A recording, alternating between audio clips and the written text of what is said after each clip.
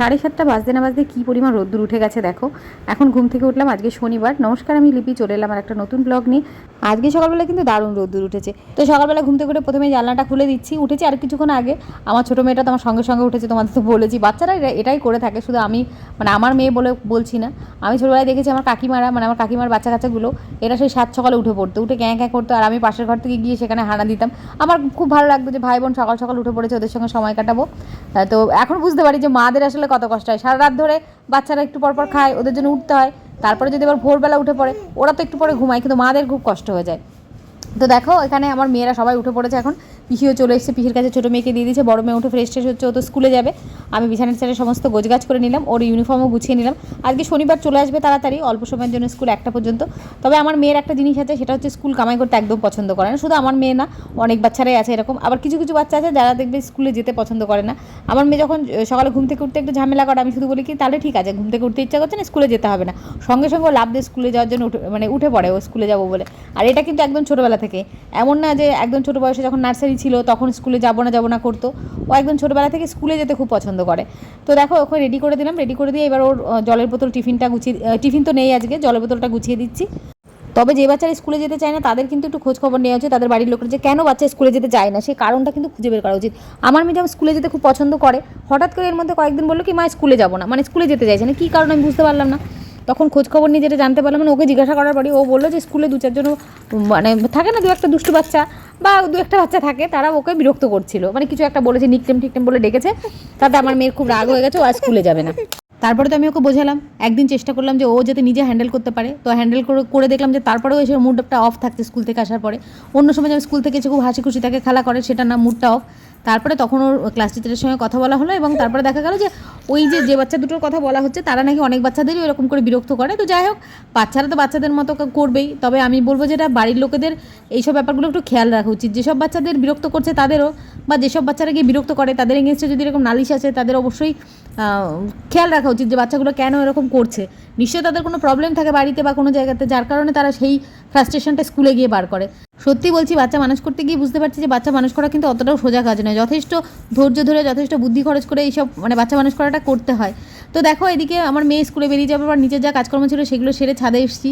এসে যে গাছগুলো লাগিয়েছিলাম তাতে জল দিলাম। আর কুমড়ো গাছটা দেখো কি সুন্দর হয়ে উঠেছে, একটু রুগ্ন কিন্তু ঠিকঠাক আছে। তো তারপরে নিচে এসে খাওয়া দাওয়া করে নিলাম।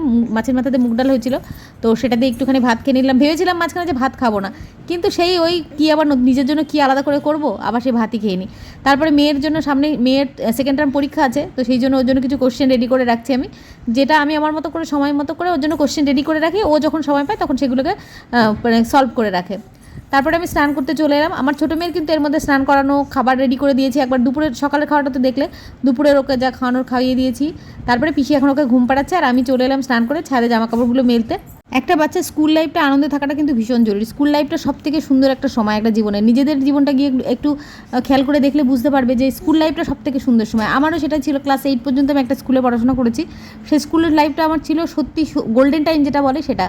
তারপর ক্লাস 9-এ একটা অন্য স্কুলে ভর্তি হলাম পারিবারিক কিছু কারণে। তারপরে ওই স্কুলটা ছিল শহরে, আর আমি আগে একটা গ্রামের স্কুলে পড়তাম।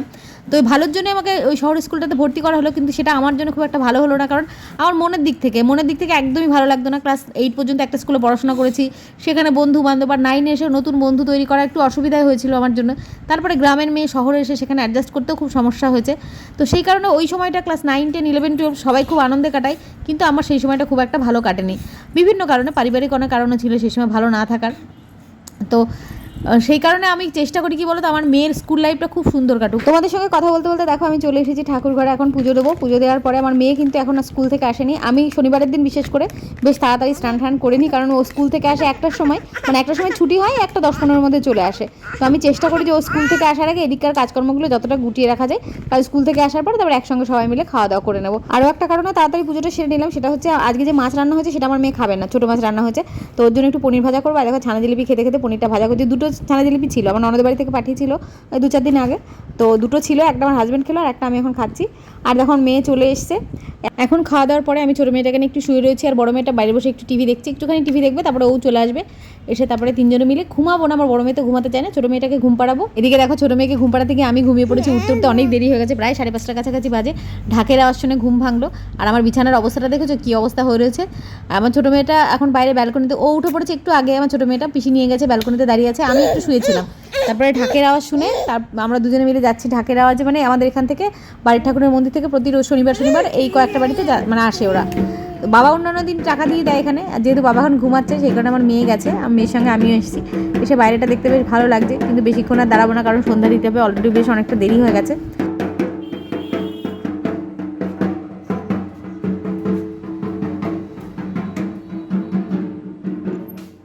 এই সময়টা আমার ছোটো মেয়েটা রয়েছে পিসির কাছে, আর আমার বড় মেয়েরা এখন ড্রয়িং করছে। আমি সন্ধ্যা দিয়ে তারপরে চা খেয়ে নেবো।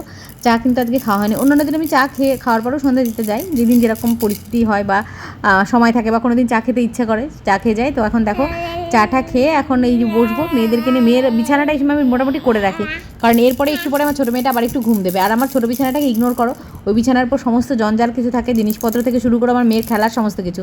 তো রান্নাঘরে চলে এসেছি, পিসি থাকতে থাকতে আমি এখন রাতের রান্নাটা করে রাখবো। রাতের এখানে একটা তরকারি করছি, এমনি বাদবাকি দুপুরের তরকারি কিছু কিছু রয়েছে, আর রাতের জন্য আরেকটা তরকারি করে রাখছি, সেটা হচ্ছে আলু দিয়ে পেঁয়াজ দিয়ে কালো জিরে ফোড়ন দিয়ে একটা তরকারি করবো। আর এই মশলা ওটসটা অনেক দিন থেকে আনা রয়েছে ঘরে, তো আমার মেয়েকে এখন বিকেলবেলাতে কিছু খেতে দিতে হবে, ভাবলাম এটাই করে দিই, দেখি ও মানে কীরকম খায়, পছন্দ করে, কারণ আমিও এটা খাইনি, আমার মেয়েও এটা খায়নি। আমি বোধহয় অনেকদিন একবার ট্রাই করেছিলাম, কেমন টেস্ট লেগেছিল আমার ঠিক মনে নেই, ভালোই লেগেছিলো। আমার মেয়েকে আজকে দেবো। তো দেখো এখানে রান্না করছে, আর আমার মেয়ে রান্নাঘরে ঘুরঘুর করছে, ও ভাবছে এটা মানে নতুন কিছু কেমন হবে খেতে। তো মা বলছে ওটা রান্না করে দাও মা, কেমন হবে দেখি টেস্ট করে, কারণ তুই ঘরে যা, আমি রান্না করে দিয়ে আসছি। আলু পেঁয়াজের এই যে আলু পেঁয়াজের তরকারিটা করছি, এটা খুব কমন একটা তরকারি, আমাদের বাড়িতে প্রায়ই হয়। আর এটা খেতে প্রায়ই হওয়ার কারণ পেছনে যেটা কারণ, সেটা হচ্ছে আমার মেয়ে আর আমার হাজব্যান্ড দুজনেই এই তরকারিটা বেশ পছন্দ করে, বাবা আর আমি অতটা পছন্দ করি না। আর এদিকে দেখো আমি ভয়েস ওভার করে যাচ্ছি, আর আমার ছোটো মেয়ে কিন্তু পাশে বক বক বক বক করেই যাচ্ছে। তো কী করা যাবে, আমার ভয়েসের সঙ্গে সঙ্গে ওর ভয়েসটাও তোমরা একটু সহ্য করে নাও, কি বলবো। তো এখানে রান্নাবান্না করছি, পিসি এখনও আছে, পিসি ছোটো মেয়েটাকে ধরে বসে নিয়েছে, ওকে সন্ধ্যাবেলায় একটু খাবার দিয়ে এসেছি, ভারী খাবার, সেটাও খাচ্ছে এই সময়টাতে। এরপরে কিছুক্ষণ পরে ও এই খাবারটা খেয়ে ও ঘুমাবে, আর আমার ছোটো মানে বড় মেয়েটাকে আমি এই সময় একটু পড়াই। তবে আজকেও বলে রেখেছে, যেহেতু শনিবার, কালকে রবিবার রয়েছে, ছুটি রয়েছে, ও পড়াশোনা করবে না। ঠিক আছে, আমি অতটা জোর দিই না, আমি এমনি বলেছি সামনে পরীক্ষা যেহেতু পড়তে হবে, তো 1-2 দিন এরকম মিস করা যেতেই পারে। তো এখানে রান্নাবান্না চলছে আমার। এই আলু পেঁয়াজের তরকারিটা, এই তরকারিটা আমাদের বাড়িতে প্রায়ই হয়, কারণ আমার হাজব্যান্ড আমার মেয়ে দুজনে এই তরকারিটা পছন্দ করে। বাবা আর আমি অতটা পছন্দ করি না, বাবা রুটি দিয়ে হলে তবু খাই, কিন্তু ভাত দিয়ে খেতে খুব একটা পছন্দ করে না। কিন্তু দুপুরের তরকারি আছে, তো সেই কারণে এটা একটু মানে সাইড তরকারি হিসেবে রেখে দিচ্ছি। এদিকে দেখো তরকারি হচ্ছে, আর সেকেন্ড টাইম চা হচ্ছে, বাবা বলে একটুখানি চা খাবে আবার, তো সেই কারণে চা করে দিয়েছি। সন্ধ্যেবেলা কিন্তু সবাইকে যে যেটা খাবে সেটাকে দিয়ে এসেছি, বাবা যেরকম মুড়ি খায় বাবাকে দিয়েছি। আর এই দেখো আমার মেয়ের ওটস রেডি হচ্ছে। তো প্রথম দিকে খেয়েও বললো ভালোই লেগেছে, কিন্তু কিছুক্ষণ পরে মানে শেষের দিকে আর খেতে চাইনি সেটাকে, তারপরে আমাকে দিয়ে দিয়েছি, আমি খেয়েছি, আমার ভালোই লাগলো। এটা কিন্তু রাত তখন প্রায় 9টা বাজে, তো ভাতটা বসিয়েছি। সন্ধ্যেবেলায় তো আর ভাত করে রাখলে খাওয়া যায় না, তখন ঠান্ডা হয়ে যায় রাত্রেবেলা 9টার সময় বা 10টার সময় আমরা যখন খাবো। তো 9টা নাগাদ আমি ভাত বসিয়ে দিয়েছি, 9:30টার মধ্যে হয়ে যাবে। 9:30টার সময় আমার মেয়ে আর আমার শ্বশুরমশাই খেয়ে নেবে, তারপরে আমরা খাবো। আর ভিডিওটা এরপর আর কন্টিনিউ করতে পারিনি। তো ব্লগটা কেমন লাগলো কমেন্ট করে জানিও।